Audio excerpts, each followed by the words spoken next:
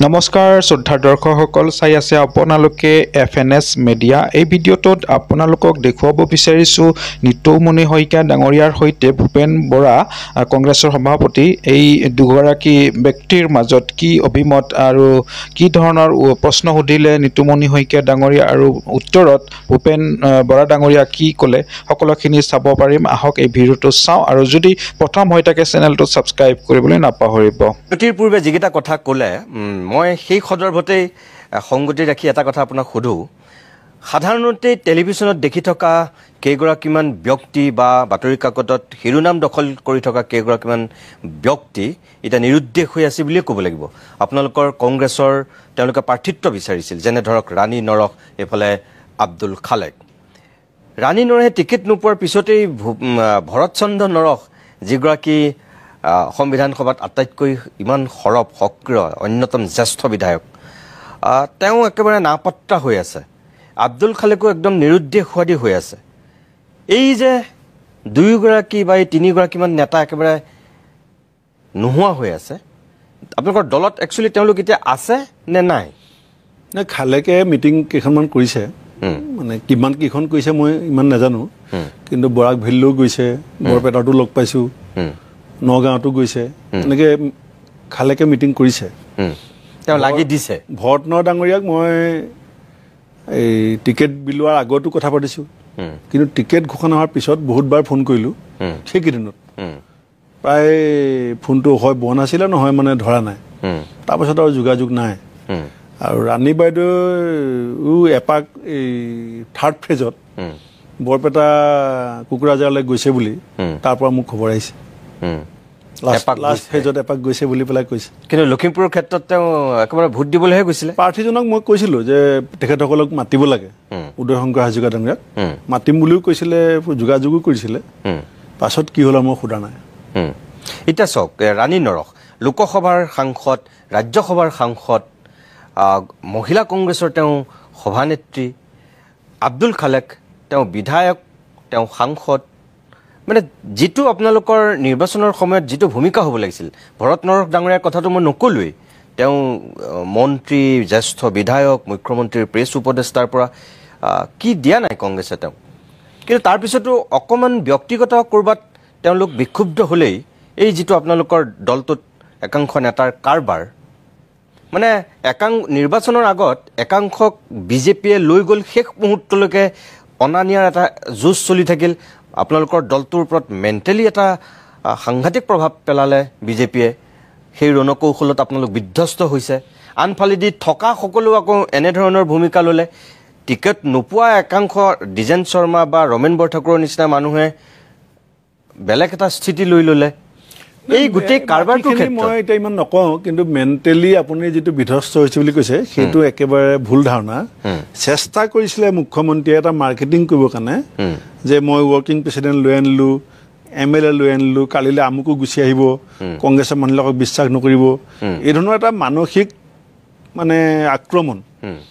মনস্তাত্ত্বিক এটা আক্ৰমণ কৰি আমাৰ মানুহখিনিক ডিমৰেলাইজ কৰিবৰ কাৰণে বা ৰাইজৰ মাজত এটা অবিশ্বাস আৰু সন্দেহৰ বাতাবৰণ সৃষ্টি কৰিবৰ কাৰণে চেষ্টাটো বহুত জোৰছে কৰিছিলে। আনকি মোৰ নামো তেওঁ কেইবাবাৰো উচ্চাৰণ কৰিছিলে যে চিফ মিনিষ্টাৰ দি দিম, আহিব লাগে, সেই ধৰণৰ কথা বতৰা কৈছিলে। কিন্তু আমি তাৰ পৰোক্ষভাৱে নলৈ পেলাই প্ৰত্যক্ষভাৱে মুখামুখিভাৱে যিধৰণে আক্ৰমণ কৰিলোঁ কথাবিলাক,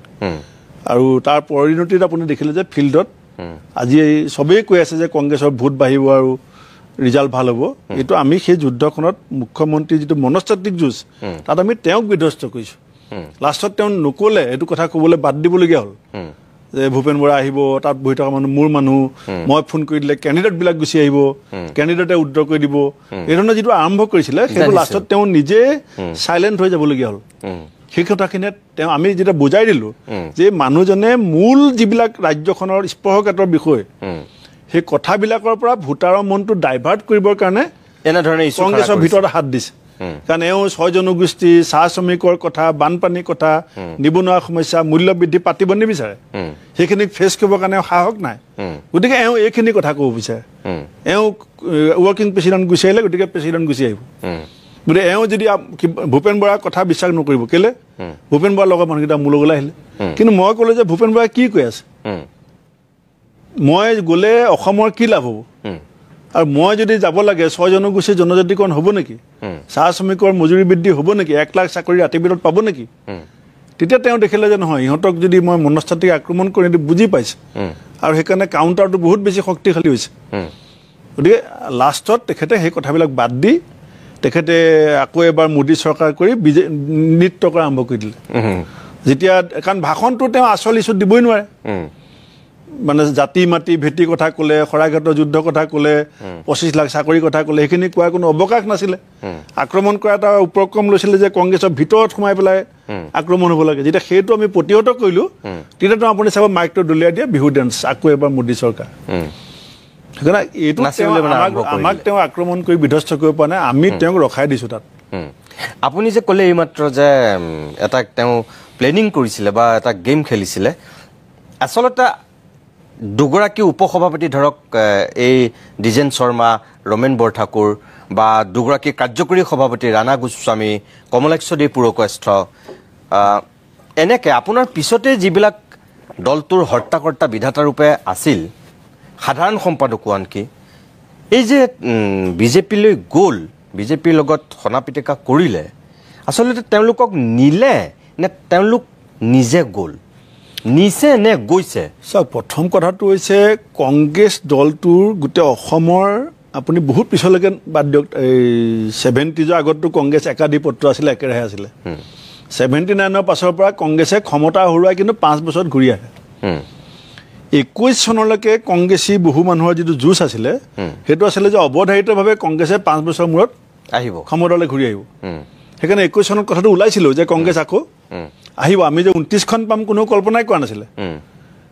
মই কিন্তু দিল্লীত কৈ দিছিলোঁ যে ARDFৰ লগত এলায়েন্স হোৱাৰ পাছত কংগ্ৰেছ অসমত নিজিকে কিন্তু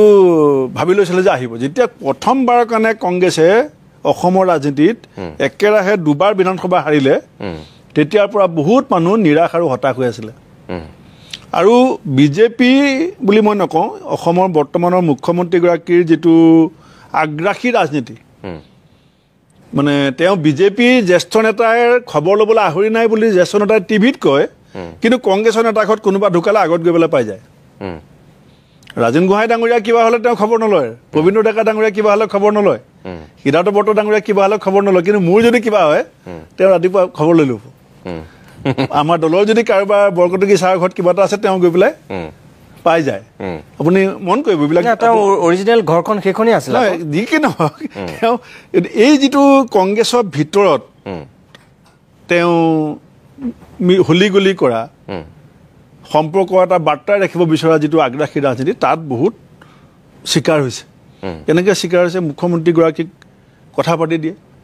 কথা পাতি দিলে সমস্যা কথা এটা কৈ দিয়ে সমস্যাটো সমাধান হৈ যায় আৰু 15 বছৰ কংগ্ৰেছ চৰকাৰ থাকোঁতে তৰুণ গগৈ ডাঙৰীয়াৰ তেখেতে নিজে কৈছিলে যে মোৰ ডিফেক্ট CM মোৰ ব্লু আইট বয় আছিলে গতিকে ক্ষমতাৰ এটা কেন্দ্ৰবিন্দু আছিলে হিমন্ত বিশ্ব শৰ্মা ডাঙৰীয়া ময়ো গৈছোঁ MLA হিচাপে বহুতবাৰ কাৰণ আমি ভাবোঁ যে গগৈ ছাৰক কোৱাতকৈ এওঁ ক'লেই কামটো সোনকালে হ'ব সেই ধাৰণা এটা গগৈ ছাৰৰ জৰিয়তেই বনোৱা হৈছিলে যে হিমন্তই চাব আৰু সেই সময়ত যিটো তেওঁ কাম কৰিছিলে তেতিয়া এটা প্লেনিং আছিলে এনেকুৱা নহয় যে তেওঁ অন্য মন্ত্ৰীৰ নিচিনাকৈ খালি কামটো কৰি দিছে বা কামটো নকৰোঁ বুলি কৈছে এনেকুৱা নহয় এটা পলিটিকেল ৰিলেশ্যন আৰু পলিটিকেল ভিজন লৈ পেলাই এটা সম্পৰ্ক কৰি আছিলে যিটো আমি দেখা পাইছিলোঁ বহুতে সেইটো অভাৰলুক কৰিছিলে গতিকে সেই কথাখিনিৰ ওপৰত যেতিয়া আমাৰ ইয়াৰ পৰা মানুহ গ'ল যাওঁতে কিন্তু এটা কথা আপুনি মন কৰিব মই নাম নকওঁ আপুনি ইতিমধ্যে বহুতক উল্লেখ কৰিছে এই মানুহকেইজন যোৱাৰ কাৰণে কংগ্ৰেছৰ যে একো ক্ষতি হোৱা নাই সেইটো হিমন্ত বিশ্ব শৰ্মা ডাঙৰীয়াই জানে আৰু এই মানুহকেইজন যোৱাৰ কাৰণে যে বিজেপিৰ একো লাভ হোৱা নাই সেইটোও তেখেতে জানে কিন্তু তেখেতে মাৰ্কেটিং কৰিব বিচাৰিছে এটা প্ৰডাক্ট ভাল নহয় কিন্তু প্ৰডাক্টটো চেল কৰিবৰ কাৰণে তেখেতে কি মাৰ্কেটিং কৰিলে ভূপেন বৰা সোঁফালৰজন আহি গ'ল বাওঁফালৰজন আহি গ'ল পিছফালৰজন আহি গ'ল আগফালৰজন আহি গ'ল গোটেই ভূপেন বৰা আহি যাব মাৰ্কেটিংটো তেওঁ কৰোঁতে মানুহক কনভিন্স কৰোঁ পৰ্যায়লৈকে লৈ গৈছে কিন্তু কথাটো হয় যে একেখন বেঞ্চত বহি থকা 5জন মানুহৰ 4জনেই গুচি আহিলে কিন্তু মই কেলৈ কৈছোঁ লাভ হোৱা নাই বুলি আপুনি চাওক যিটো টীম কংগ্ৰেছৰ পৰা মুখ্যমন্ত্ৰীগৰাকীৰ লগত গৈছিলে সেই টীমটোক বাদ দি পৰৱৰ্তী সময়ত কংগ্ৰেছৰ প্ৰাক্তন সভাপতিকে প্ৰমুখ কৰি কাৰ্যকৰী সভাপতিকে প্ৰমুখ কৰি প্ৰাক্তন মন্ত্ৰীলৈকে প্ৰাক্তন এমপিলৈকে বহুত গ'ল বিজেপিয়ে এই 14টা লোকসভা সমষ্টিত অতি কমেও 1400খন মিটিং কৰিছে আমিও কৰিছোঁ আমিও অতি কমেও 1400 মিটিং কৰিছোঁ তেওঁলোকেও 1400 মিটিং কৰিছে এখন মিটিঙত মঞ্চত মাইক লৈ পেলাই কংগ্ৰেছৰ পৰা যোৱা এজন নেতাৰ এখন ফটো আপুনি দেখুৱাওক এটা আপুনি ঠিক কথা কৈছে বিজেপিয়ে মাইক্ৰফোন দিয়া নাই কিয় সেয়া ভুৱনেশ্বৰ কলিতাই হওক সেয়া ৰাণা গোস্বামী হওক আপুনি যিকোনো এজন মই কৈছোঁ 1400 মিটিঙৰ আপুনি এখন মিটিঙত কওক যে আমুক মিটিংখনত মই কংগ্ৰেছৰ পৰা যোৱা নেতাজনে মুখ্যমন্ত্ৰী উপস্থিতিত বা ভৱেশ কলিতাৰ উপস্থিতিত উদাত্ত কণ্ঠে বিজেপিৰ কাৰণে ভোট বিচাৰি বক্তব্য ৰাখিছিলে মানুহে হাততালি দিয়া মই দেখিছোঁ আপুনি নাই দিয়া কেলে দিয়া নাই বিজেপি কনভিন্স যে এই মানুহখিনি ক্ৰেডিবিলিটি জিৰ' কিন্তু পীযুষ হাজৰিকা আৰু জয়ন্ত মল্লবৰুৱাই সেইটো তেওঁলোক যেতিয়া গৈছিলে সেইটো এটা ইছ্যু আছিলে তেওঁলোকে যেতিয়া হিমন্ত বিশ্ব শৰ্মাই যোৱা কাৰণ বহুত আছে এছ আললীয়া কিন্তু এটা কনভিন্স কৰিবলৈ সাজু হৈছিলে যে হিমন্ত বিশ্ব শৰ্মাক 58জন MLA ছাপোৰ্ট কৰিছিলে তাৰ পাছত তেওঁ মুখ্যমন্ত্ৰী হ'ব নোৱাৰিলে গতিকে তেওঁ এইটো জাষ্টিফাইড কৰা হৈছিলে বিভিন্ন প্ৰকাৰে আৰু পাছত বিজেপিয়ে লগে লগেই তেওঁক নি নাম্বাৰ 2 কৰি দিছিলে নাম্বাৰ 2 কৰি দিওঁতে এইটো আৰু জাষ্টিফাই হৈছিলে যে হয় তাৰমানে মানুহজনৰ যোগ্যতা আছে 58 ছাপোৰ্ট কৰিছিলে কংগ্ৰেছে 2 নম্বৰ ৰাখিছিলে বিজেপিও 2 নম্বৰ দিছে গতিকে আৰু তেতিয়া অমিত শ্বাহ ডাঙৰীয়াই চিধা 16 চনৰ ইলেকশ্যনত কৈছিলে যে নেক্সট চৰকাৰখন সৰ্বা হিমন্ত চৰকাৰ হ'ব গতিকে তেওঁৰ ক্ৰেডিবিলিটিটো কুৱেশ্যন অহা নাছিলে কিন্তু এই যিখিনি মানুহ গ'ল এওঁলোকৰ আৰু সেইটোত আমি ছাকচেছ হৈছিলোঁ কিন্তু আমি বাৰে বাৰে কৈছিলোঁ যে কাৰ স্বাৰ্থত তেওঁলোকে দল ত্যাগ কৰিছে ইয়াত কিবা ৰাইজৰ স্বাৰ্থ জড়িত আছেনে অঞ্চলটোৰ স্বাৰ্থ জড়িত আছেনে নে তেওঁলোকে প্ৰতিনিধিত্ব কৰা মানুহখিনিৰ স্বাৰ্থ জড়িত আছেনে নে তেওঁলোকে কাৰোবাক সুধি পৰামৰ্শ লৈ পেলাই গৈছে অকল নিজৰ স্বাৰ্থ সেইটোত ৰাইজ কনভিন্স হৈছে যিটো কাৰণে বিজেপিয়ে তেওঁলোকক ফিল্ডত নমাই পেলাই খেলিবলৈ দিব নোৱাৰিলে ঠিক আছে মই ধন্যবাদ জনাইছোঁ